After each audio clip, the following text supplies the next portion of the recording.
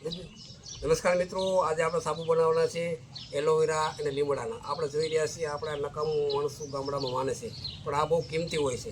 Aloe vera juice અથવા સાબુનો વધારે પડતો ભાવ આપણે જોઈએ છીએ મેડિકલની, પણ આપણે ઘરે છે એટલે આપણે ખબર પડતી નથી.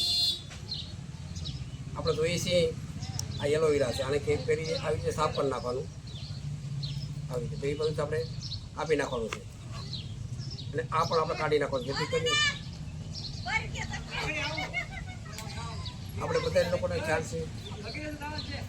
આવી રીતે આપણે કાઢી નાખવાનું છે.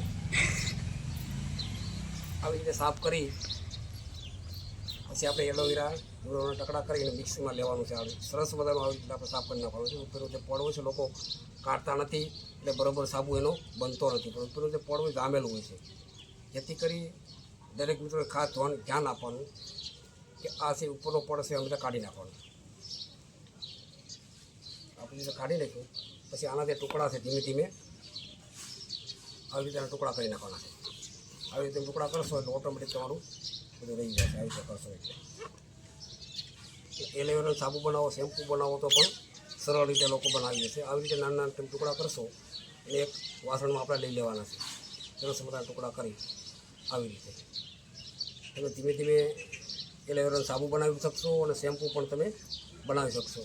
ખાસ તો તમારે ધ્યાન આપવાનું. આવી ટુકડા કરી અને પછી એને આપણે મિક્સમાં લઈ લેવાના છે. જેટલું એલોવેરા કરવું એટલું તમે કરી શકશો. ત્યારબાદ આપણે જોઈએ છીએ આ સરસ મજાના સંપાના આપણા ફૂલ હોય, આમાં સંપાનો રસ પણ આપણો આવી જાય. પછી આમાં બારમાસી ફૂલ હોય એનો પણ આવી જાય. આપણે જોઈએ છીએ આનો પણ રસ અહીં આવી જાય છે. ત્યારબાદ આ કડવો લીમડો છે, બધાને ઘરે થતો જ હોય છે. કડવા લીમડાના પાંદડા તોડી નાખવાના અને એક બાજુ એને ભેગું કરવાનું છે. આપણે જોઈએ છીએ મીઠું, કારણ કે વાળને સ્ફૂર્તિ રાખે છે, વાળને સારા એવું રાખે છે, કોળો પણ થતો નથી. મીઠા લીમડા પણ આપણે આવી રીતે રાખવાનું છે. ત્યારબાદ આપણે તુલસી શું કામમાં આવે છે? તો વાળની અંદર સરસ મજાની અંદર સુગંધિત આવે છે અને તમારો ફોડો છે એ પણ મટાડી શકે છે. તો દરેક મિત્રો પોતાને ઘરે એલોવેરા તો હોય જ છે, ન હોય તો મમ્મામાંથી ત્યાંથી લઈ આવવાનું, પણ એલોવેરાનો સાબુ તમારે ઘરે બનાવો છે. એકવાર તમે ટ્રાય મારજો તો મેડિકલના સાબુ પણ ભૂલી જશો. જ્યુસ બનાવી નાખશું.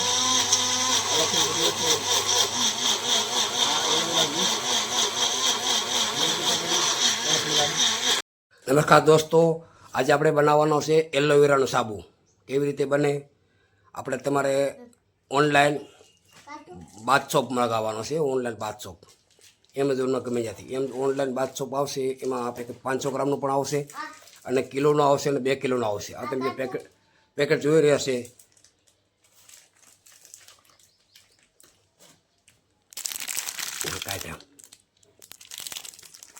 પેકેટ આપણે જોઈ રહ્યા છીએ એમાં લઈએ તો આપણે બાથ સોપ કાઢવાનો છે. તો આવી રીતે તમારે કાઢી લેવાનો છે.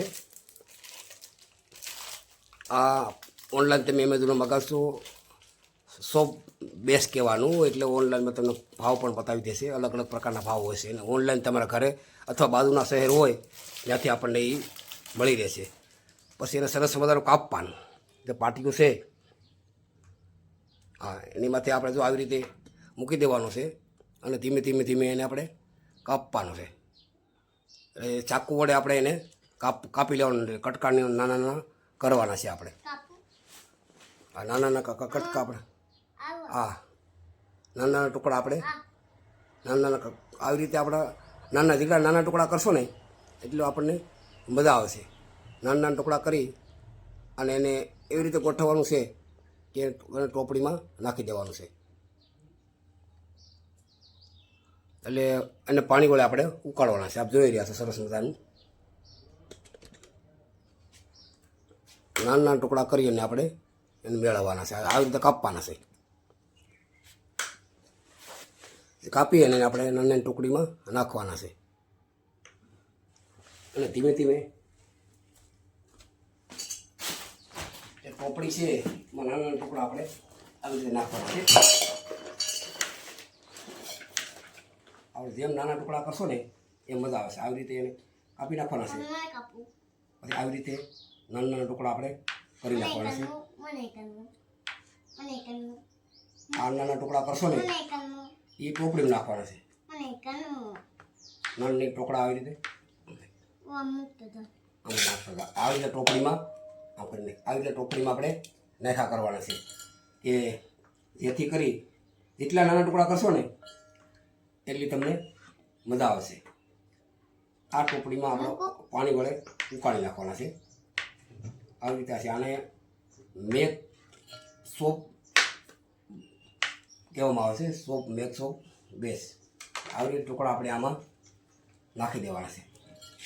આવી રીતે ટુકડા આપણે નાખી દઈશું. પછી એને ડાયરેક્ટ નહીં કરવાનું, આવી રીતે પાણીમાં ભરવાનું. આ પાણીમાં ભરવાનું, આવી રીતે પાણીમાં ભરવાનું. પાણીમાં વચ્ચે પછી આની માથે આ ટોપડી નાનું મોટું વાસણમાં પાણી, જેથી આને ડાયરેક્ટ તો તમે મૂકશો ને ગેસમાંથી ચૂલામાંથી તો આ ડાયરેક્ટમાં દાજ પડી જાય.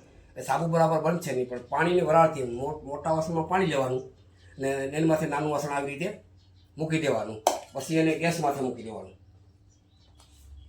ગેસ ચાલુ કરી આવી રીતે ગેસ ચાલુ કરી આપણે ગેસમાં આપણે મૂકી દેવાનું છે.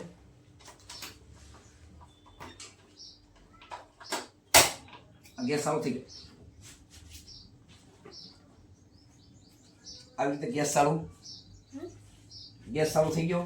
ગેસમાંથી આવી રીતે પાણી ગરમ થવા દેવાનું છે. ગરમ પાણી થઈ જાય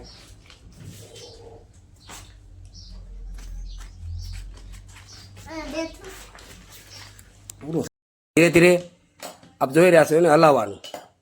નાનું વાસણ છે એ કારણ કે વરાળથી થવું જોઈએ લોકો બધું રીતે.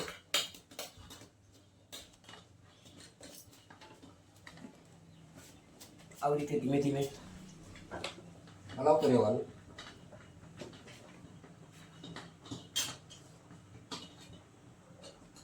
જાઉં ત્યાં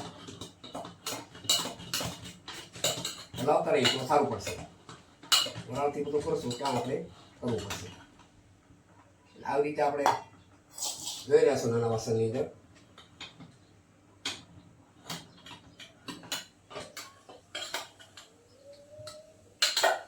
જ્યાં ત્યાં પીંગળે નહીં જ્યાં ત્યાં પાણીમાં આપણે આવી રીતે પાણી નાખવાનું છે. આમ જેમ ધીમે પાણીના વરાળથી આ પીંગળી જશે ને બધા કટકા ત્યાં સુધી આપણે એને ઓગાળવું પડશે. તો પાણીના વરાળથી આવી રીતે આપણે એને પીગાળવું પડશે.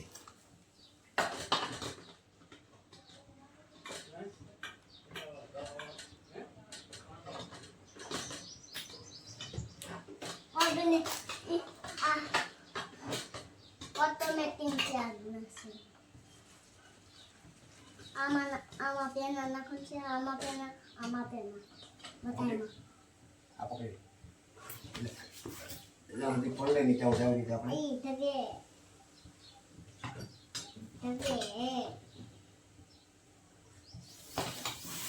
બંધ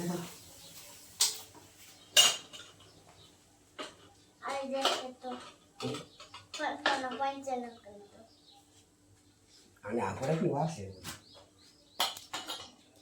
આવી રીતે પાણી પડી જાય ત્યાં સુધી આપણે ઓગાળવાનું છે. આવી રીતે જ્યાં સુધી આવું ન બને ત્યાં સુધી આપણે એને ઓગાળતું રાખવાનું છે.